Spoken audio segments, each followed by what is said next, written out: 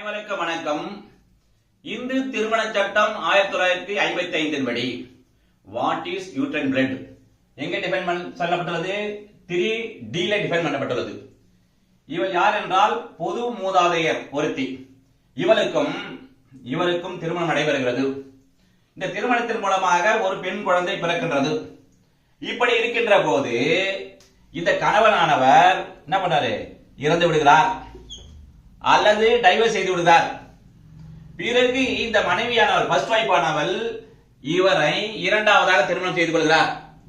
இவர்கள் இருவருக்கும் ஒரு மகன் பிறக்கிறார்.